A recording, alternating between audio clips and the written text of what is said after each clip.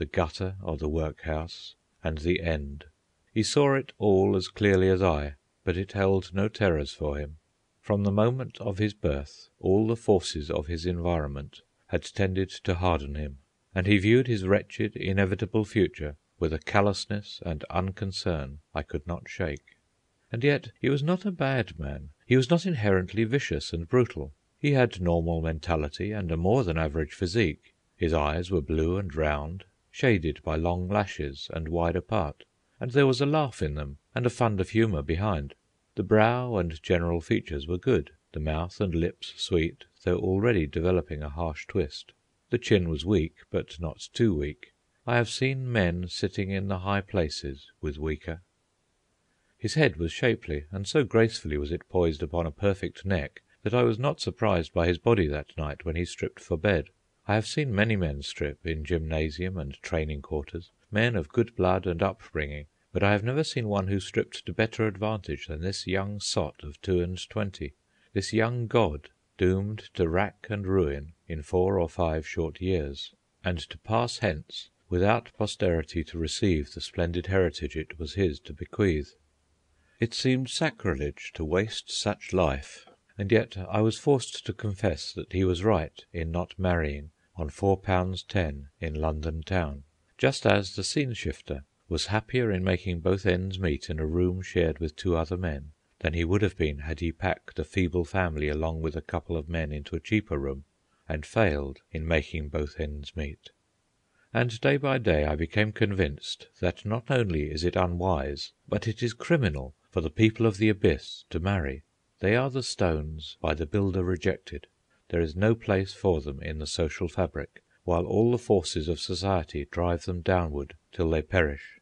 At the bottom of the abyss they are feeble, besotted, and imbecile. If they reproduce, the life is so cheap that perforce it perishes of itself.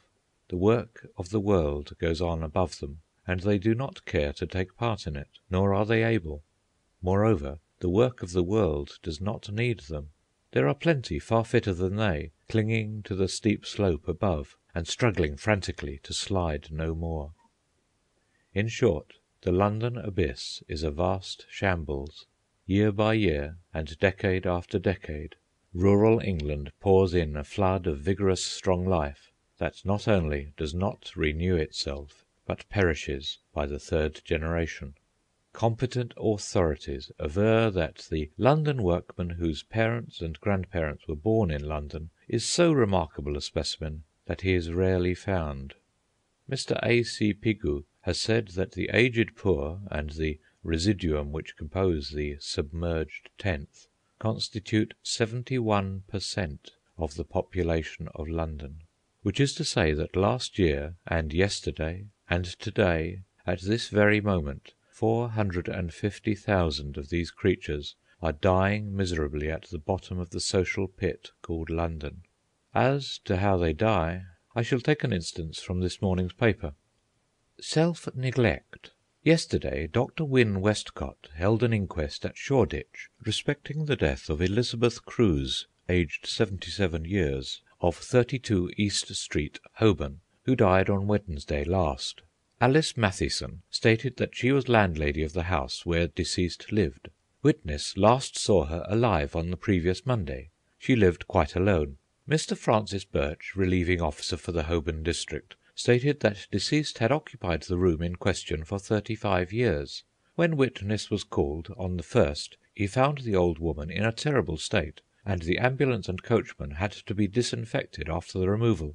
Dr. Chase Fennell said death was due to blood poisoning from bed sores, due to self-neglect and filthy surroundings, and the jury returned a verdict to that effect. The most startling thing about this little incident of a woman's death is the smug complacency with which the officials looked upon it and rendered judgment. That an old woman of 77 years of age should die of self-neglect is the most optimistic way possible of looking at it. It was the old dead woman's fault that she died, and having located the responsibility, society goes contentedly on about its own affairs. Of the submerged tenth, Mr. Pigou has said, either through lack of bodily strength, or of intelligence, or of fibre, or of all three, they are inefficient or unwilling workers, and consequently unable to support themselves. They are often so degraded in intellect as to be incapable of distinguishing their right from their left hand, or of recognising the numbers of their own houses. Their bodies are feeble and without stamina, their affections are warped, and they scarcely know what family life means. 450,000 is a whole lot of people. The young fireman was only one, and it took him some time to say his little say. I should not like to hear them all talk at once. I wonder if God hears them. End of chapter 4.